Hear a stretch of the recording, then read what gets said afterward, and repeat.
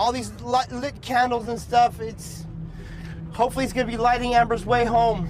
Any sign that you can give us to where you're at, anything, please come home. In all my life, I never thought I would go through something like that. And I don't wish that to my worst enemy.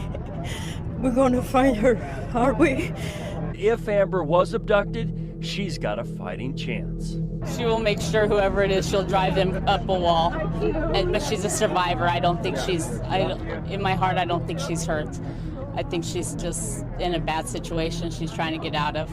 Escondido girl is missing tonight, and her parents are asking for the public's help to find her. And she was bringing a check to get her lamb, and she was excited to get there, and she's never missed a day of school. She got perfect attendance.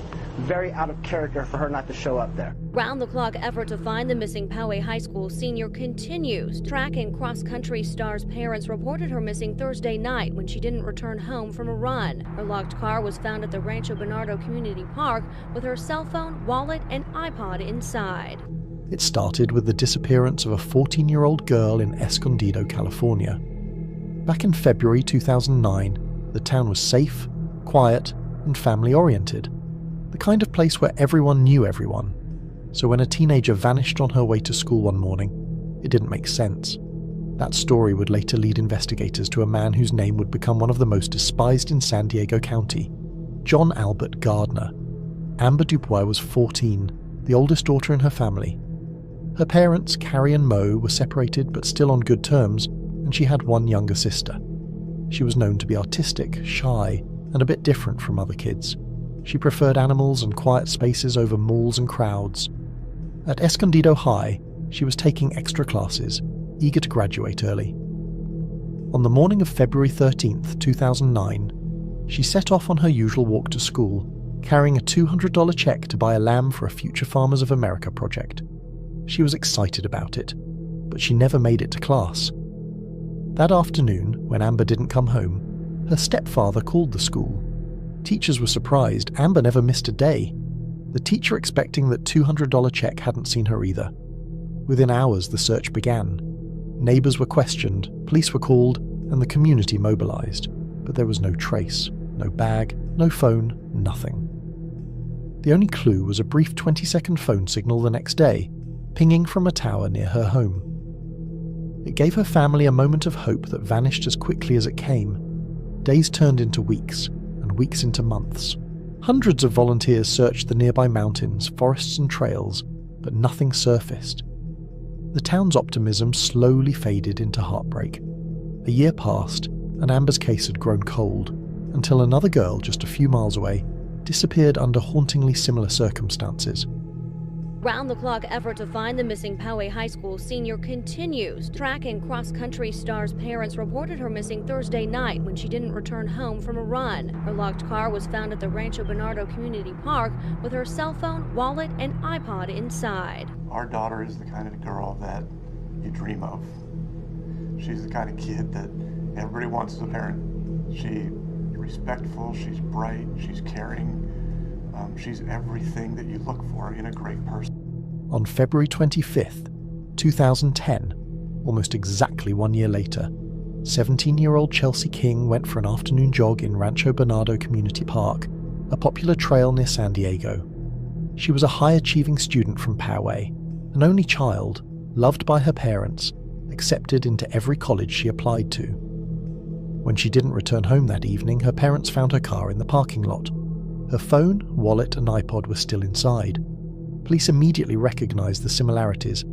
A missing teenage girl, last seen alone, near an open area. Within hours, they launched a massive search. Her running shoe, underwear, and traces of blood were soon found along the trail, all spread far apart. This wasn't an accident. Someone had taken her. A jogger then came forward with a terrifying story. 2 months earlier, in December, she'd been attacked on the same trail by a man she managed to fight off. Her description was clear. A white male in his 20s, stocky build, short brown hair. That lead broke everything open. Forensic analysis of Chelsea's clothing revealed 2 DNA profiles, Chelsea's and an unknown man's. This time, it wasn't an anonymous match. The DNA belonged to a convicted sex offender named John Albert Gardner. Gardner had served 5 years in prison for molesting a 13-year-old girl back in 2000. He was supposed to be under strict supervision, but he'd slipped through the cracks, literally living miles away from the address he'd registered with authorities. When Chelsea vanished, he was living with his mother and stepfather near the very park she disappeared in. Gardner was 30, deeply disturbed, and had a long history of mental health issues dating back to childhood. His mother, a nurse, admitted later that she'd noticed erratic, violent behaviour, but believed he was just struggling emotionally. Kathy Osborne is a registered nurse at Scripps Mercy in the Behavioral Health Unit, and judging by these photos, she's a partier. These risque pictures obtained by 10 News show Osborne and a group calling themselves the Hash House Harriers running the hills around Lake Hodges and other trails and engaging in some wild activities. A co-worker emailed 10 News with this. She knew he was a danger and never reported him. Her judgment could let other people out of a psychiatric facility that should not be. On the day Chelsea vanished, Gardner returned home covered in mud and scratches, holding a decapitated snake. His excuse was that it attacked him. Days later, after his DNA match came through, he was placed under surveillance and eventually arrested. When the jogger who'd escaped her attacker saw him in a lineup, she identified him instantly.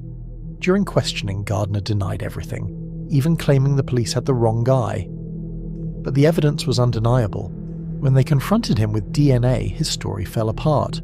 Soon after, he was charged with the rape and murder of Chelsea King, and investigators started to suspect he might also be connected to Amber Dubois' disappearance. That suspicion turned out to be right. Gardner eventually led police to Amber's remains, buried in a shallow grave on a remote Indian reservation, about 20 miles from where she was last seen. He later admitted to kidnapping, raping, and stabbing her within an hour of her abduction, but investigators could never establish a concrete link before his confession. There had been no prior evidence, no connection, nothing to point to him until Chelsea's case broke open. In court, Gardner initially pleaded not guilty, but when faced with the possibility of the death penalty, he changed his plea to guilty in exchange for 2 life sentences without parole. During interviews, he said he hated himself for what he did, claiming he'd lost control, and that his pleas for psychiatric help before the crimes were ignored. He insisted it wasn't about targeting young girls, saying he would go for walks to calm himself, and that both killings happened during emotional breakdowns. It was an attempt at remorse that convinced no one. He's confessed to 2 of the most notorious crimes in San Diego County history. I actually didn't go out and look for him. Tonight, for the very first time, John Gardner talks. What I did is horrible. I mean, I was aware of what I was doing, and I could not stop myself. I was in a major rage and pissed off at my whole life and everybody that's hurt me and blew up, and I hurt the wrong people. I hate myself. I really do. There is no taking back what I did, and if I could, yes, I would. Are you kidding me? But I was out of control. If I was able to stop myself in the middle of it, this call is being recorded. I would have, and I could not. I was out of control. It wasn't about their age with me. I actually didn't go out and look for them. I did not sit and wait for them. I go to calm myself. I go out and I go for walks to calm myself. I'll go for a walk or I'll go for a drive just to calm down. I was telling them that I just want to plead guilty, and I want everyone to know how bad that I felt. You could have gotten the death penalty. I didn't care. I still don't. Everything that I've done was horrible. What am I supposed to say? Did I try to prevent it? Yeah, I did. Why did you admit to killing them? Because I did. Why would I drag it out? Why would I put those families through going to court and looking at all that evidence and having them sit there and have the DAs and then my lawyers and everybody throw it up in their face? And I tried to get help beforehand. There's so many things that caused me to go into a spiraling downhill that I went in. I was not in control. I called all these mental health places saying, I'm losing control, I need help. They told me, oh, too bad. As soon as they found out I was a sex offender. Now, if I'm denied help, am I fully to blame? Well, for my actions, hell yeah. I understand. But could it have been prevented? Yeah, it could have. Hey, John. Yeah. Are there other victims? I could try.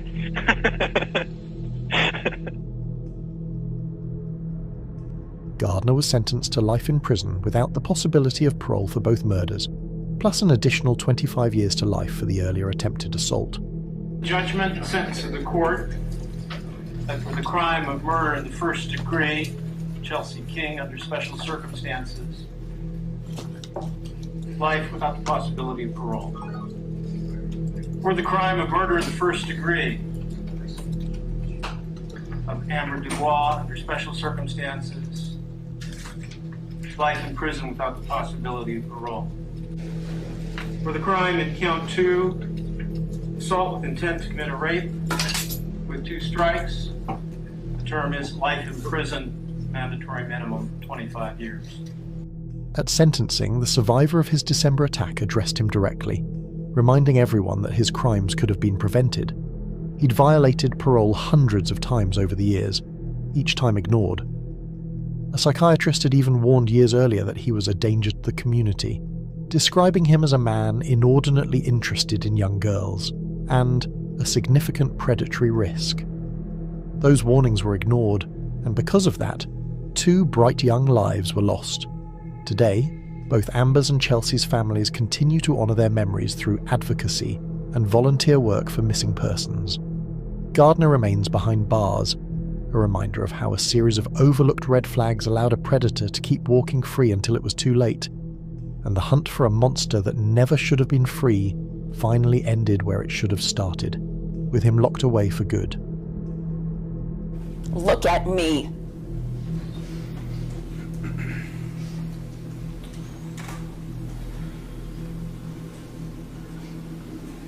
Why am I not surprised?